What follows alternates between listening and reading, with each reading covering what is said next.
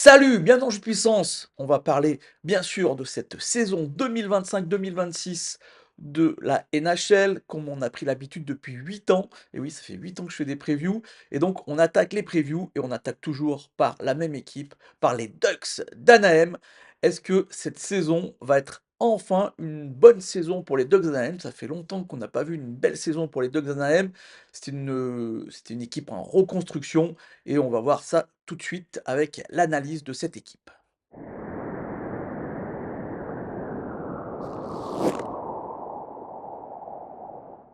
Quelques changements dans cette équipe qui a fini la saison dernière seulement à la 6e place de la division Pacifique. Il faut dire qu'ils ont quand même un peu progressé. Ils avaient eu 59 points la saison d'avant et la saison donc dernière, ils ont eu 80 points, une légère progression, même si au niveau de la glace, ça n'a pas été vraiment ça. Très très mauvaise attaque, très très mauvaise défense. Heureusement que les gardiens étaient là, on peut dire ça.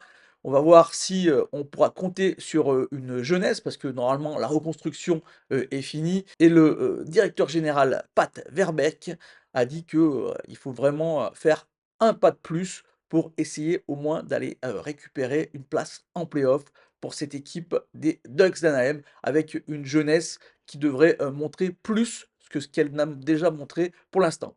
Donc ils ont fait un énorme changement, ils sont allés déjà chercher un énorme entraîneur avec une petite polémique derrière, Joel Kenville, qui est triple vainqueur de la Stanley Cup avec les Blackhawks de Chicago. Joel Kenville qui a été dans la même situation avec justement ces Blackhawks de Chicago, triple vainqueur, où il avait récupéré cette jeune équipe qui ne gagnait rien du tout et il l'avait amené jusqu'à la victoire finale, à la victoire de la Stanley Cup.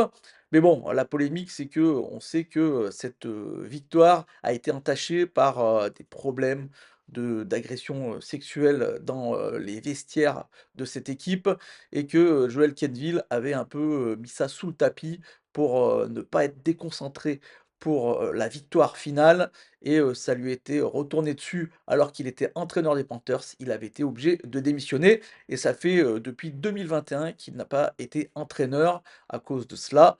Mais bon, du côté, de la direction des Ducks d'Anaheim, on a dit qu'il a purgé sa peine et que, maintenant il est prêt à revenir sur les bancs. C'est, le 2e, dans l'histoire de la NHL entraîneur avec le plus de victoires, hein, 2e.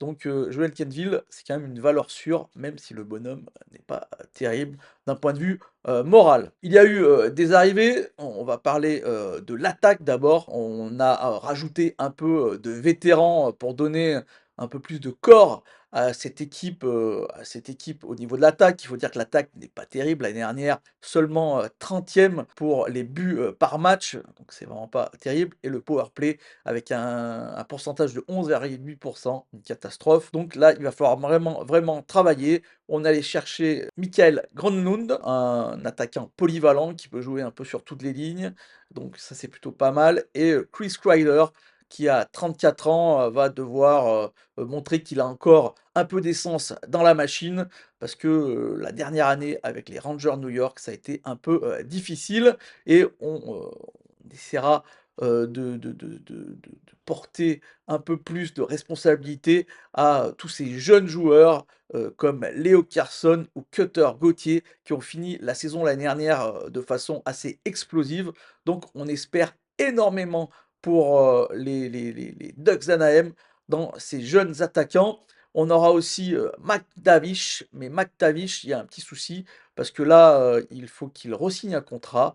Il est joueur, autonome avec compensation et d'ailleurs, on une équipe extérieure pourrait aller le chercher, de façon, assez, non fair play parce que bon, les équipes n'aiment pas trop qu'on, mette des contrats, comme ça, un peu merdiques comme disent les Américains, c'est des cheat contrats. Ça veut dire qu'on va chercher des joueurs qui normalement, devraient, recevoir un contrat de leur équipe qui les a draftés. Donc du côté, de l'entourage des McDavid, on aimerait bien un petit contrat comme ça, un cheat contrat comme ils disent, du côté de la NHL pour pouvoir justement, faire que cette négociation avance mieux et surtout avance, du côté, de McDavid. Il faut dire que les 2 derniers, jeunes joueurs qui ont signé avec les Ducks d'Anaheim et ben, ils ne sont plus avec les Ducks d'Anaheim. C'est, Trevor Zegras qui est parti là pendant l'intersaison et c'est Drysdale qui était aussi parti, lors d'un échange la saison dernière. On parle beaucoup de McDavid dans d'autres équipes, comme les Canadiens de Montréal par exemple, mais je pense qu'ils réussiront à se mettre d'accord et qu'il va continuer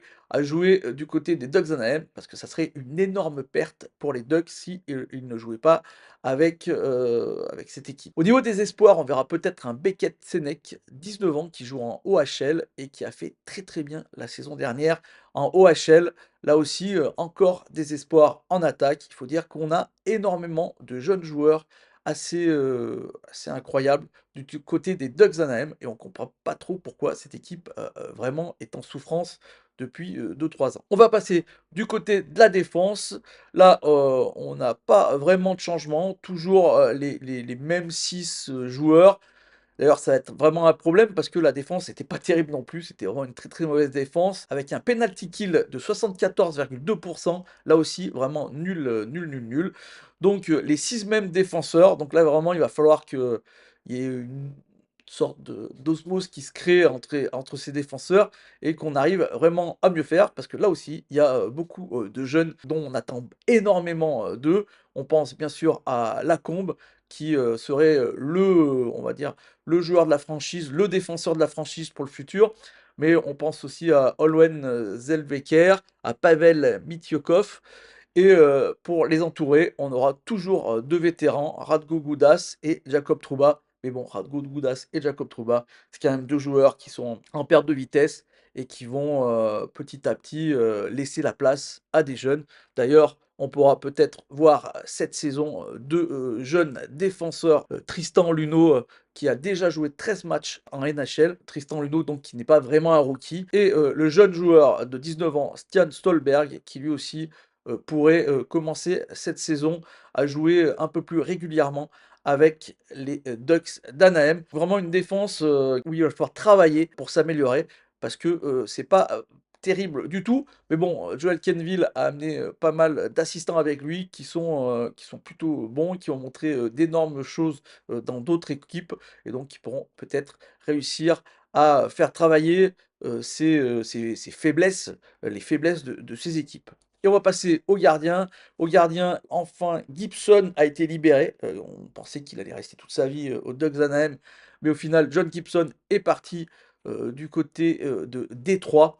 John Gibson, et donc ils sont allés récupérer Merazek, Petr Merazek, qui fera gardien numéro 2 sûrement, et Will Husso qui fera gardien numéro 3 car la place de numéro 1 est sûrement pour Lucas Dostal. Lucas Dostal qui a fait une très très bonne saison la saison dernière, qui a des très très bonnes stats malgré une défense assez, assez pitoyable.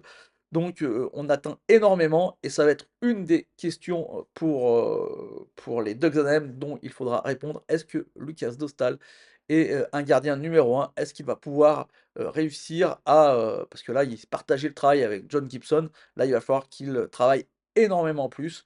Et donc, ça va être vraiment une des questions qu'on devra regarder du côté des Ducks d'Anaheim pour voir si Luc Dostal va pouvoir tenir son poste de gardien numéro 1. Les Ducks d'Anaheim joueront leur premier match le vendredi 10 octobre. Ça sera du côté de Seattle et ça sera à 4 heures du matin pour nous. Donc le vendredi 10 octobre à 4 heures du matin. Mes prédictions pour, pour cette équipe des Ducks d'Anaheim. Bon, pour moi, là, ils ont fait un petit pas. Ils ont récupéré un super entraîneur, malgré la polémique.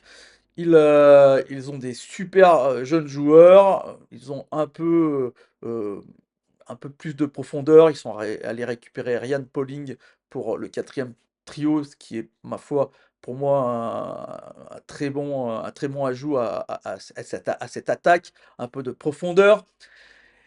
Et ils ont des bons vétérans, ils ont des très, très bons jeunes, donc ça devrait à un moment ou à un autre marcher. Si Joel Kenville arrive à faire marcher cette équipe, ça pourrait être vraiment très, très intéressant.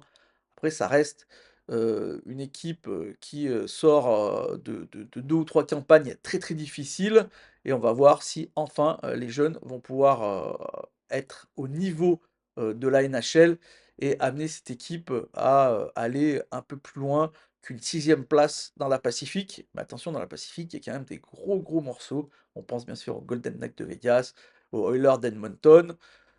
Ça va être difficile, par exemple, d'atteindre les 3 premières places, mais je vois bien cette équipe des Ducks d'Anaheim se battre pour une place en wild card, on va dire. En wild card, voilà, quatrième e ou cinquième de cette, division Pacifique et assez de points, par rapport à la division centrale, pour aller, chercher une place en play-off de justesse. Donc ça va se battre, à mon avis, toute l'année pour une wild card. Voilà, j'espère que cette première preview, vous a plu. Moi, j'espère que vous allez continuer à me suivre. N'hésitez pas à faire un petit like, à la partager, à faire un petit commentaire pour que ces vidéos, soient mis un peu plus haut, dans, les moteurs de recherche et moi, je vous dis, bah, déjà à demain, hein, pour, une nouvelle, preview. Allez, ciao!